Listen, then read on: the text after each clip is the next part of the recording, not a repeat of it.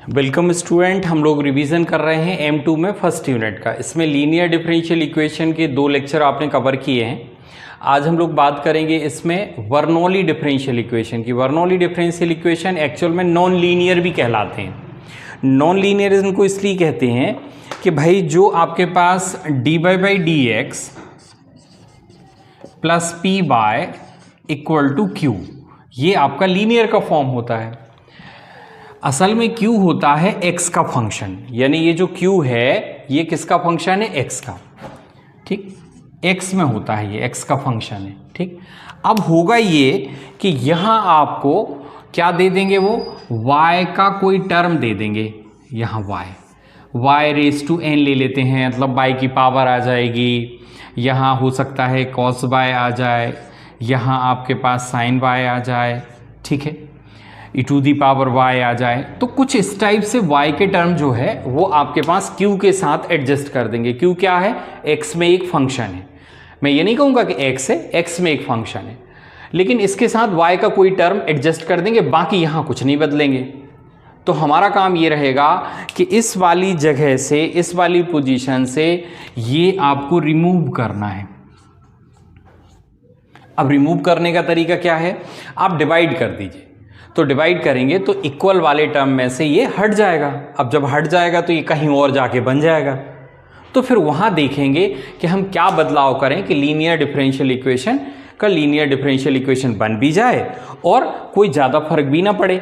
ठीक है, और हम उसे सॉल्व भी कर लें। तो बर्नौली डिफरेंशियल इक्वेशन कहने को बर्नौली डिफरेंशियल इक्वेशन है, एक या दो स्टेप के बाद ये फिर से लीनियर डिफरेंशियल इक्वेशन के फॉर्म में कन्वर्ट हो जाते हैं। तो वही पुराने जो फॉर्म है, आपका पुराना जो तरीका है लीनियर डिफरेंशियल इक्वेशन का, वही चलेगा, वही करेंगे अपन। देखते कि बर्नौली डिफरेंशियल इक्वेशन के क्वेश्चन कैसे सॉल्व करते हैं। ठीक है, ये रहा आपका फर्स्ट क्वेश्चन। देखते हैं इसको कैसे सॉल्व करेंगे।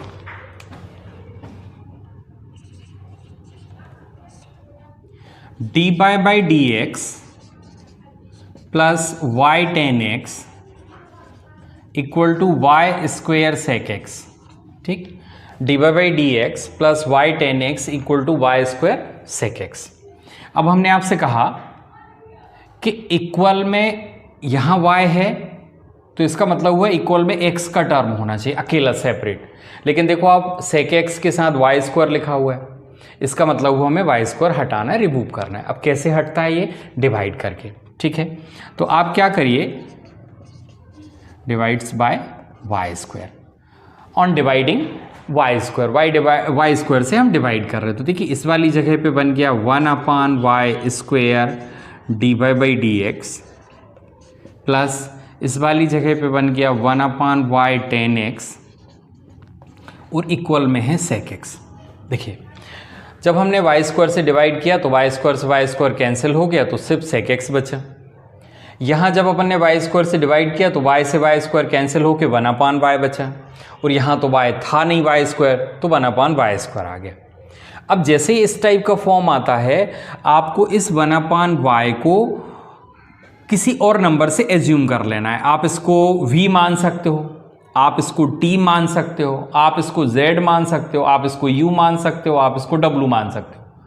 तो मैंने 1/y को v ले लिया, तो मुझे इसको डिफरेंशिएट करना पड़ेगा। अब 1/y का डिफरेंशिएशन क्या होगा? -1/y square dy/dx। क्यों?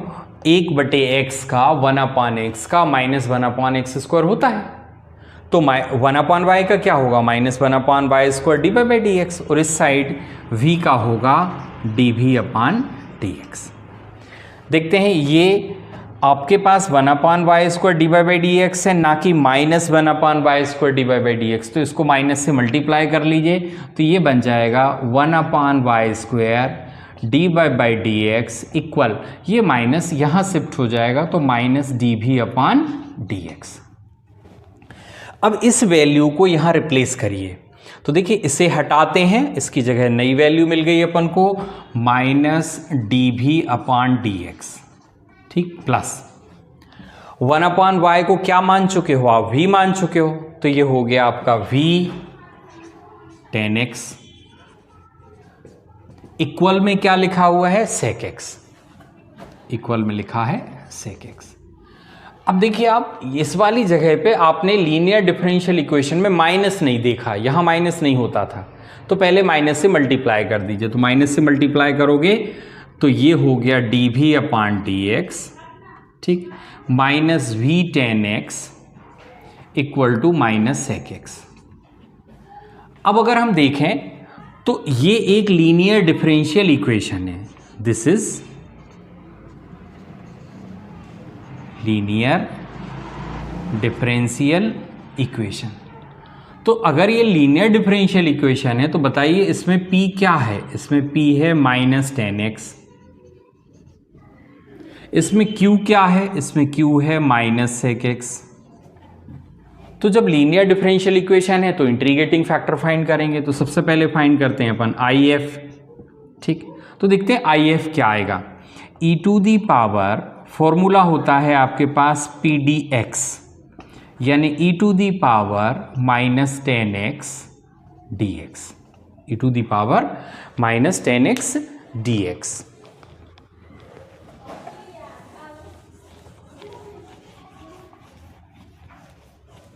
अब tan x का इंटीग्रेशन, ठीक, माइनस का log cos x, माइनस का log cos x। tan के दो इंटीग्रेशन होते हैं, एक log sec x होता है पॉजिटिव और नेगेटिव में होता है माइनस log cos x। अब नेगेटिव इसलिए लगाया क्योंकि एक और बाहर माइनस था, तो माइनस माइनस प्लस हो जाएगा, तो ये बन गया अपने पास e to the power log cos x, e से log कैंसिल हो गया, बचा क्या cos x, तो ये आ गया आपके पास इंटीग्रेटिंग फैक्टर। आइए अब बारी है इसका सॉल्यूशन लिखने की। तो सॉल्यूशन आएगा आपका, आप देखो जब इक्वेशन y में होते थे तो y इंटू लिखते थे आप, x में होते थे तो x इंटू लिखते थे, ये v में है तो आप v इंटू लिखोगे, तो v into integrating factor equal to q into integrating factor dx। तो v into integrating factor is cos x, ठीक, q क्या है आपके पास minus sec x, integrating factor क्या है cos x dx। यहाँ से आप बताइए v किसे लिया था अपन ने 1/y को, तो cos x, v की जगह लौटा दिया मैंने 1/y, क्योंकि v हम लोगों ने 1/y लिया था। यहाँ देखिए आप माइनस में बाहर लिख रहा हूँ, 10th क्लास में पढ़ के आए हैं आप कि sec x और cos x reciprocal each other, एक दूसरे के व्यतक्रम होते हैं, तो sec x से cos x कैंसिल हो गया। अगर आपको थोड़ी और कमजोर है मैथ्स तो cos x को 1/sec x लिख दो, तो sec x से sec x कैंसिल हो जाएगा। आप sec x को 1/cos x लिख दो, वैसे ऐसा तो नहीं होना चाहिए, sec x को 1/cos x लिख दो तो cos x से cos x कैंसिल हो जाएगा। वैसे मैं बता दूं कि चूंकि 10th का कॉन्सेप्ट है sec x और cos x इस रेसिप्रोकल ईच अदर, तो कैंसिल हो गया, तो कैंसिल होने के बाद बचा अपने पास सिर्फ dx। अब देखते हैं कि इंटीग्रेशन क्या हुआ। तो यहां से हमारे पास है cos x/y, यहां देखिए आप 1 का इंटीग्रेशन x के यानी dx के रिस्पेक्ट में कितना आएगा x, और एक कांस्टेंट c, तो ये आ गया आपके पास cos x/y equal to c को आगे लिख दें तो c माइनस x, तो फिर इस तरीके से अपने पास cos x is equal to हो जाएगा cos x is equal to y into c minus x, ठीक। तो इस क्वेश्चन का आंसर हो गया। ये क्वेश्चन था आपका 2022 में, ठीक है, 7 मार्क का क्वेश्चन था और लिखा हुआ था कि सॉल्व द पर्टिकुलर या following differential equation by Bernoulli method या बर्नौली डिफरेंशियल इक्वेशन को सॉल्व करना था, ठीक है। तो ये रहा आपका फर्स्ट क्वेश्चन। देखते हैं नेक्स्ट क्वेश्चन, ये रहा आपका स्क्रीन पर नेक्स्ट क्वेश्चन। देखते हैं इस डिफरेंशियल इक्वेशन का क्या सॉल्यूशन बनेगा, ठीक है। ये भी बर्नौली है, y का फॉर्म इक्वल में कनेक्टेड है, देखते हैं इसका क्या सॉल्यूशन आएगा, ठीक। dy/dx plus x sin 2y equal x³ cos square y। तो मैंने आपको स्टार्टिंग में लेक्चर के स्टार्ट में ही बताया था कि अगर यहाँ x को छोड़ के कोई फंक्शन लिखा हुआ है जबकि यहाँ y है तो यहाँ x देखा जाता है कि अकेला x होना चाहिए, और यहाँ x होता तो अकेला यहाँ y देखा जाता है। तो यहाँ y है तो आपको देखना है कि यहाँ पे सिर्फ x बचना चाहिए। तो हम क्या करते हैं, अनडिवाइडिंग y cos स्क्वायर y। तो हम जैसे ही cos स्क्वायर y से डिवाइड करेंगे तो इस वाली पोजीशन पे, यहाँ वाली जगह पे जब आप cos स्क्वायर से डिवाइड करेंगे तो आपके पास यहाँ बनेगा 1/cos स्क्वायर y dy/dx, ठीक, प्लस x इंटू, बताइए sin 2y को क्या लिख सकते हैं आप, sin 2y मतलब sin 2 थीटा, sin 2 थीटा यानी 2 sin y into cos y। क्यों sin 2 थीटा होता है 2 sin थीटा cos थीटा, तो अपन ने sin 2y को ऐसा लिख दिया। अब हमने किससे डिवाइड किया है, cos स्क्वायर y से, इक्वल में अपने पास बचा सिर्फ x क्यू, क्योंकि cos स्क्वायर y से हम लोग इसको डिवाइड कर चुके हैं। So on dividing y cos square y both the sides, दोनों साइड में हम लोगों ने cos स्क्वायर y से डिवाइड किया है। अब देखिए आप 1/cos स्क्वायर y को हम लिख सकते हैं sec स्क्वायर y dy/dx, ठीक, प्लस थोड़ा यहाँ ध्यान दीजिए, cos y से cos y तो कैंसिल हो गया, ठीक, लेकिन एक cos y फिर भी बचेगा। sin y/cos y को क्या हम tan y लिख सकते हैं, तो यहाँ रह गया अपने पास x के साथ 2 tan y, ठीक, और इक्वल टू एक्स क्यू। ये लाइन फिर से समझ लीजिए, cos स्क्वायर y को हम cos y into cos y लिख सकते हैं, cos y into cos y, एक cos y से cos y कैंसिल हो गया तो बाकी का sin/cos बचा ना, तो sin/cos को हम tan लिख सकते हैं, ठीक। तो इस तरीके से sec square y dy/dx plus x 2 tan y equal to x q, इस टाइप का फॉर्म हमारे पास रह गया। अब हम लोग क्या करते हैं कि यहाँ पे सबसे पहले tan y को v लेते हैं, इसको हटाते हैं अपन tan y को, ठीक। तो जब हम tan y को v लेंगे, ठीक है, तो tan y का डिफरेंशिएशन क्या होगा, sec स्क्वायर y, y का कितना होता है dy/dx इक्वल टू v का क्या होगा dv/dx। तो देखो आप, ये जो sec स्क्वायर dy/dx था उसकी न्यू वैल्यू मिल गई अपन को dv/dx, तो यहाँ लौटा देते हैं अपन dv/dx प्लस, देखो आप 2 tan y को हम v मान चुके हैं तो 2vx, ठीक। तो यहाँ हमारे पास इस टाइप का फॉर्म बचा, आप चाहो तो इसको 2xv भी लिख सकते हैं, 2xv, और इक्वल में है एक्स क्यू, अब बताइए अगर ये लीनियर डिफरेंशियल इक्वेशन है, this is linear differential equation, तो आपको क्या p की जगह पे 2x और q की जगह पे x क्यूब दिख रहा है, यानी p की जगह क्या है 2x और q की जगह है x क्यूब। जल्दी से इंटीग्रेटिंग फैक्टर फाइंड करते हैं, if e to the power p dx, so e to the power 2x dx। बताइए आप, x का इंटीग्रेशन होता है x स्क्वायर अपॉन 2 से 2 कैंसिल हो गया तो ये आ गया e to the power x square integrating factor. तो इंटीग्रेटिंग फैक्टर आया e to the power x square. अब हम बनाते हैं इसका सॉल्यूशन क्या होगा, ठीक है। तो आपने पढ़ा है कि अगर इक्वेशन dy/dx होता है तो solution y into integrating factor होता है, अगर dx/dy होता है मतलब ऊपर x होता है तो x इंटू इंटीग्रेटिंग फैक्टर होता है। ये काय में है, v में, तो सॉल्यूशन क्या बनेगा v into integrating factor equal to q into integrating factor,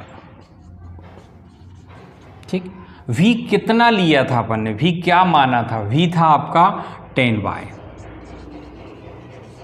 ठीक। इंटीग्रेटिंग फैक्टर यहाँ पे क्या आया है अपने पास, e to the power x square tan y e to the power x square is equals to q x cube, integrating factor क्या है e to the power x square dx, ठीक। यहाँ से हमारे पास है tan pi e to the power x square is equal, जरा इसको थोड़ा ध्यान से देखिए, मैं इसमें कुछ चेंजेस करके लिख रहा हूँ, वो चीज़ें समझिए आप। ये एक्स क्यू है, मैं इसको लिख रहा हूँ x square into e to the power x square और एक एक्स डी एक्स। ठीक, एक्स क्यू के मैंने दो पार्ट कर दिए, एक एक्स स्क्वायर और एक एक्स। ऐसा क्यों? अभी मैं एक्स स्क्वायर को टी मानूंगा, तो जब मैं एक्स स्क्वायर को टी लूंगा तो एक्स स्क्वायर का डिफरेंशिएशन आएगा 2x dx equal to D t. तो आप ये देखो कि जो x dx वाला पार्ट रहेगा वो dt में चला जाएगा, और जो स्टार्टिंग में एक्स स्क्वायर दिख रहा है उसकी जगह t आ जाएगा और e to the power t हो जाएगा। तो अब हम लोग इसको इंटीग्रेट करने के लिए ये वाला फंडा जो है वो इस्तेमाल करेंगे। तो हम यहाँ एक्स स्क्वायर को t ले रहे हैं, तो 2x dx हो जाएगा आपका dt, तो फिर x dx की वैल्यू हो गई dt अपान 2। देखते हैं अब हमारा इंटीग्रेशन का लेफ्ट वाला जो राइट साइड वाला पार्ट है वो कितना बनता है। ठीक है, लेफ्ट में हमारे पास 10y e to the power x square पहले से चल रहा है। ज़रा यहाँ देखते हैं यहाँ क्या हुआ। एक तो 1/2 हमें बाहर मिल गया, ठीक, क्योंकि x dx equal to D T upon 2, तो अपान 2 बाहर आ गया। इस एक्स स्क्वायर की जगह हमें मिला है t, ठीक, e to the power t और dt, e to the power t dt, क्योंकि एक्स स्क्वायर को t लिया था तो यहाँ t आया, इस एक्स स्क्वायर की जगह भी t आएगा, और x dx कहाँ चला गया? dt में। 10y, ठीक, 10y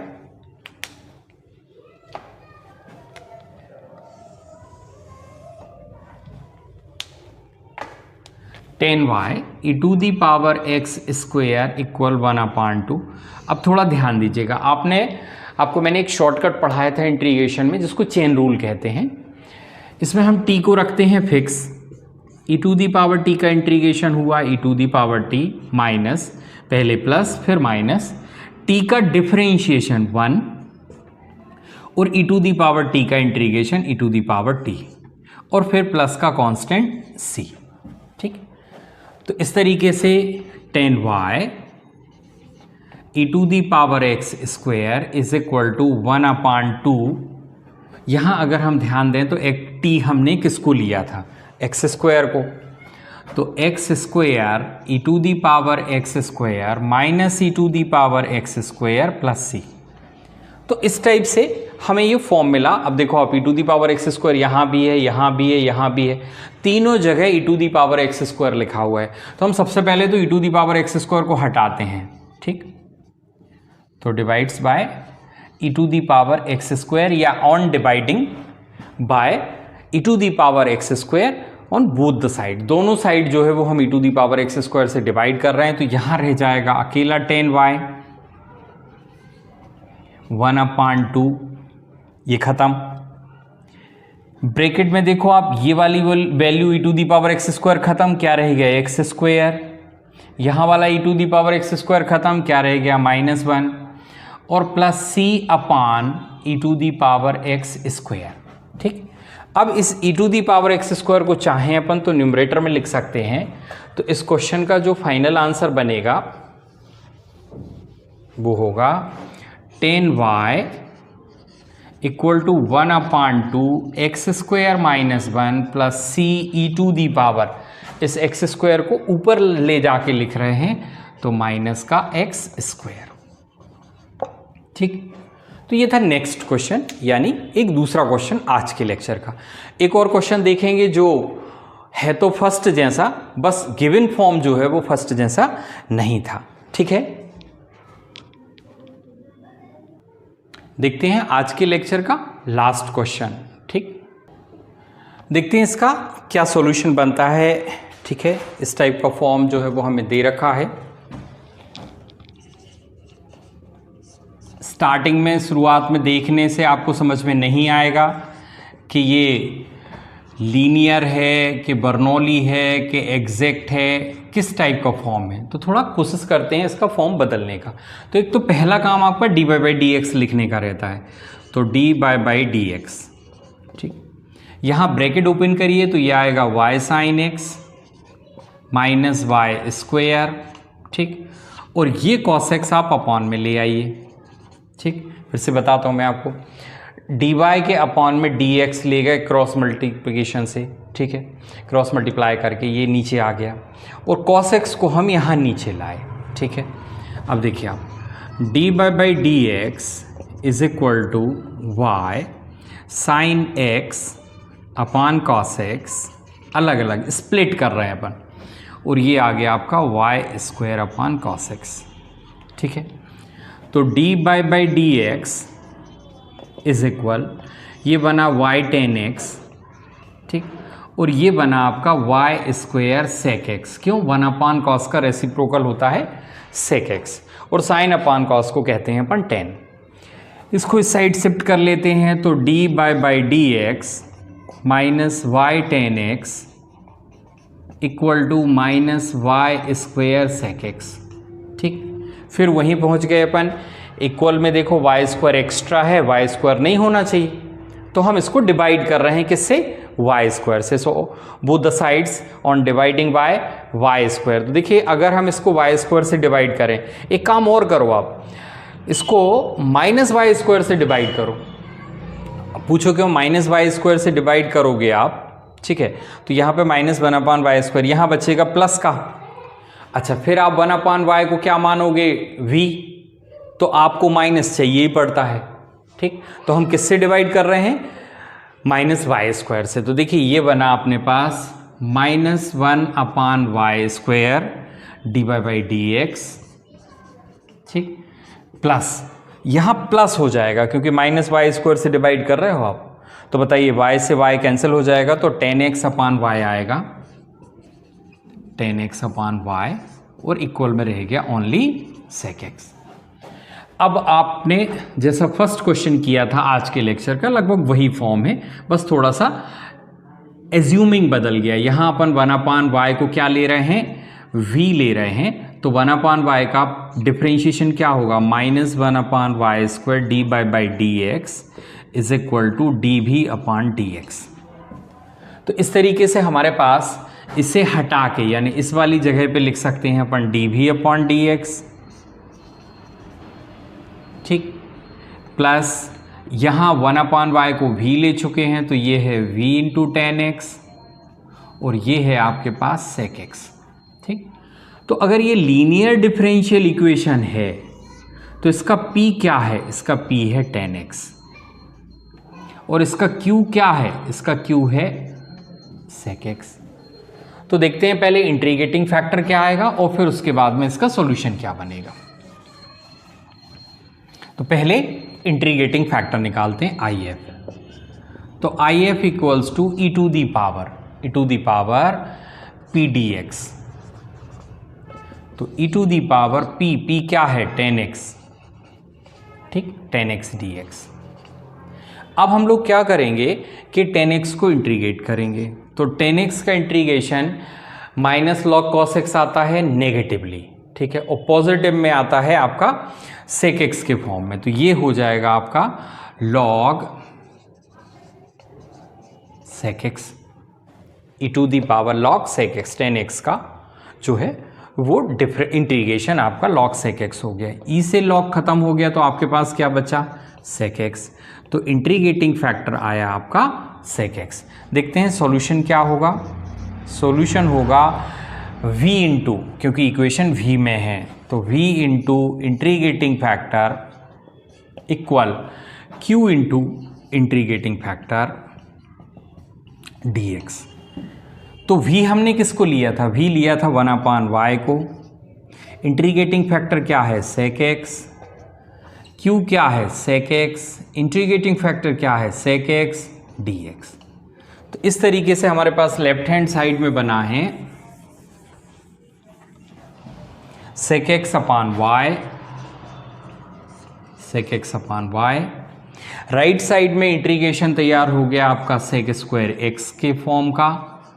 अब now the sec x upon y equal to, this is sec square x का इंटीग्रेशन 10x, और फिर एक कांस्टेंट c और y को मल्टीप्लाई कर दीजिए, तो इस तरीके से ये आ जाएगा आपके पास sec x is equal to y tan x, ठीक, प्लस c। तो ये आंसर हो गया, ठीक। तो थोड़ा लास्ट में जाके चेंज हो गया उस फर्स्ट क्वेश्चन के कंपैरिजन में, ठीक। तो ये रहे आपके बर्नौली डिफरेंशियल इक्वेशन के कुछ क्वेश्चन। नेक्स्ट लेक्चर में हम लोग कवर करेंगे एग्जैक्ट डिफरेंशियल इक्वेशन, और जब एग्जैक्ट डिफरेंशियल इक्वेशन हो जाएंगे तो फिर फर्स्ट ऑर्डर के जो स्टैंडर्ड फॉर्म होते हैं आपके पर्टिकुलर इंटीग्रल सॉल्यूशन वाले, ठीक है, पीआई वाले, वो हम कवर करेंगे। तो अभी नेक्स्ट जो लेक्चर रहेगा वो रहेगा आपका एग्जैक्ट डिफरेंशियल इक्वेशन पे, ठीक है। Thank you for watching.